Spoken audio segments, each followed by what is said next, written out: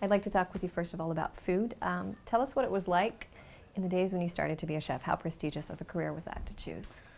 When I was about to become a chef, it was perhaps the lowest rung on the social ladder. As we like to say, becoming a cook was the last thing you did after you got out of the military before you went to jail. And that was because nutrition at that point wasn't significant, and food was fuel, and it's what you did over certain things, but it was never anything that was imaginative or even considered artistic. Right. Okay, so here tonight you're cooking for the Forbes Summit on Philanthropy. Many members of the Forbes 400 are here. What was your first step in designing the menu? In designing a menu for fancy people, I think the best thing to do is to go anti-fancy. So we have very simple food. We had simple appetizers and past hors d'oeuvres, including arancini, the little rice balls from Sicily. Then the first course is a ravioli with asparagus, which are in season right now with local ricotta. Then we're doing grilled chicken thighs, not even the whole chicken and no breasts at all, just the thighs themselves, with green pole beans and something called agliata, which is like a garlic and parsley sauce, but not very much garlic, because they like to fraternize, and they also appreciate simpler things in life because they've seen all the fancy stuff. So generally when fancy people come in, I go anti-fancy. Was there any individual in particular you were thinking of when you designed that menu?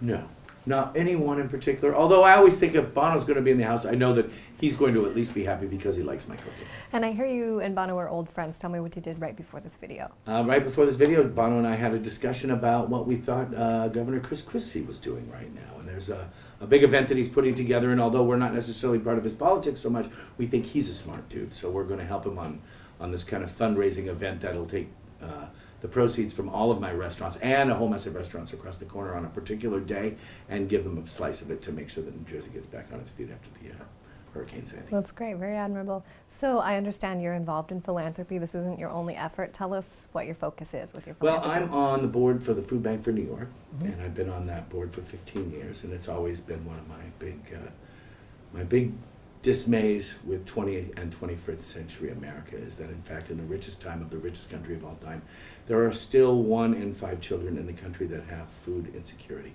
It's just perplexing to me that we could squander such an amazing resource by simply not putting enough fuel in the tank. So I've always been an advocate of that. About 5 years ago or 6 years ago, I started my own foundation, which is based on children's hunger relief, children's disease research, only in a small way because it's just such a big bucket, and then literacy guarantee. And in that way, hopefully, we can remove the obstacles from each child finding their own greatness, which I believe each one is born with. You just have to kind of feed the garden a little bit. Okay. And what led you to focus specifically on those 3 areas for children? You said nutrition, health, and what was the literacy. third? Literacy, thank you. It just seems that those are the most fundamental. Whether they had enough brass instruments for the orchestra, I would happily help fund after everyone goes to bed full. So those are the ones that seem to be their basic rights. And then, of course, music and arts and advanced mathematics and all of the other things that make America a fabulous place, they'll all fall into place. But until you've got a full belly by the time you go to bed, you're not thinking about anything except the empty belly. Right, okay, that makes sense.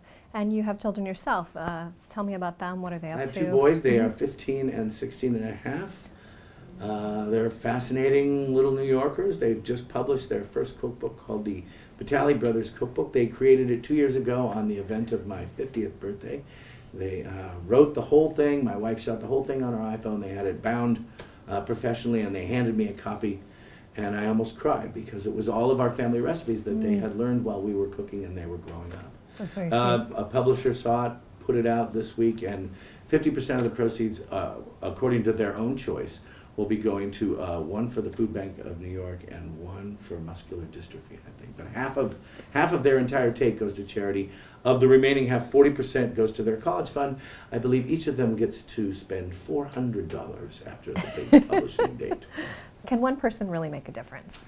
I think if you're thinking about one person making a difference, if you think that it takes one match to light a forest fire, then that's clear. Great, thank you so much for being here My with pleasure. us.